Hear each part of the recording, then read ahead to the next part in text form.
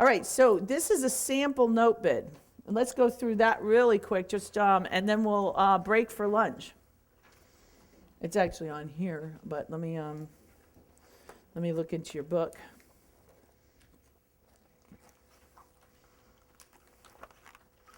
What is that? What page? 25?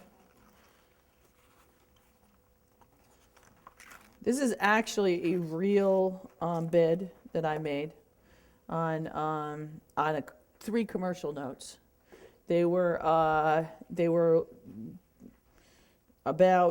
of represented, I believe, 600 units roughly. I did change the names of what they are. I didn't change the address totally. I changed the address, but I didn't change the area. Charlotte, Greensboro, and Charlotte.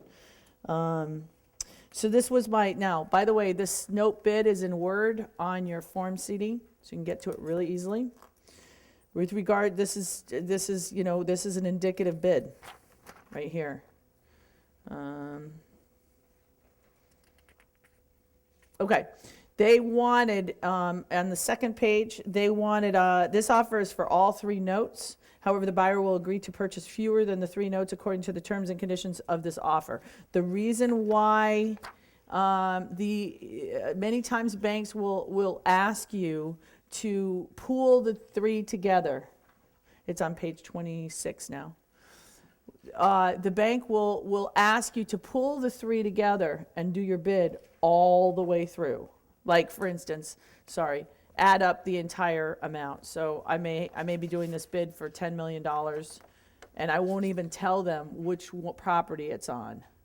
When I did this bid, I said to the asset manager, I want you to just give me a bid for all 3 properties. I don't want you to identify which property it was. I said, well, okay, so why don't we do this? Why don't I identify it for now?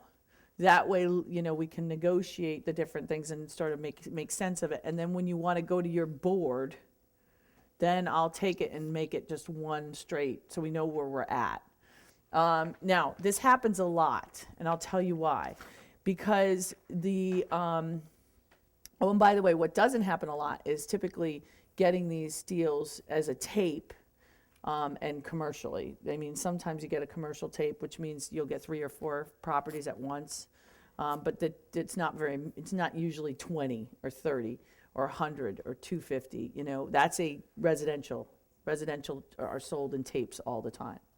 Now, for this, the reason why the bank wanted me to combine them all together was so that he could go to his board and say, okay, they want to buy it for this, because they want to reposition where they want to see that money go. Because banks don't value on appraisal. They value on UPB. They do value on appraisal, but they're concerned with how much did we pay for this note and what kind of huge haircut do I have to take on it. That's what they're seeing. That's the numbers they're seeing. So, but I'm going to buy based on collateral value. I'm not going to buy based on their crazy UPB numbers. I'm going to take it into consideration. So they're going to want to reframe this the way they want to reframe it. So you want to try to work with that asset manager. Now, I wanted him to see what I was offering for each property because I wanted to be able to negotiate those numbers. So there's the mortgage loan, contingency. It's a very simple LOI and something that you can change on your form CD and make it your own completely and bring it in as an offer. So it's all set for you without getting an attorney involved. It's always good to have an attorney, but when it comes to an LOI or an indicative bid, you don't necessarily need to have an attorney when you're doing that bid. You might feel more comfortable with it. I'm not saying don't get an attorney. The second it turns into a purchase and sale, you better get an attorney and get it quick. But an LOI is not legally binding, even if it's a note LOI or a letter of intent LOI, which means that if you do put in a letter of intent and you made a mistake on the terms, you can then go to an attorney and say, or the attorney can correct it too. So don't, again, if you're putting in letters of intent, which you should be, just don't have to always go through those channels. They are not legally binding and easy to get out of. Here's a sample LOI. This is a sample LOI. Again, this is also in your Form CD, and this is for a regular REO. Now, what I also have in your Form CD, which you may not have noticed, is 6 different LOIs with all my different creative strategies on there. So it's all written up for you. So you can take each one, or 6 different creative strategies and put your name on it and, change the numbers a little bit, and you've got yourself a deal. And then here's a sample due diligence note letter. So you'll be able to go in and say, okay, Mr. Bank, here are the documents we will need to purchase the cash purchase of your mortgage. Copy the note, copy the mortgage deed of trust or agreement. So there it all is. And this is also really good for even if you were buying a personal note or private note. And that is also in your Form CD, and it's also in Word, so you can just change that. And that brings us to finding the deals. And Marilyn has a question, so let me hear that. When you get to buy the notes into the millions, is it still all cash? Oh, well, that's a good question. Notes are typically all cash. However, you can usually find someone who will finance those notes all cash. So there's a whole bunch of different people who will come in and finance it and buy it. I have my mortgage broker who's coming in tomorrow, who actually has 100% financing programs for notes. And then I have other hedge funds that will do it as well. So you may be coming in all cash, but you can get that financed. But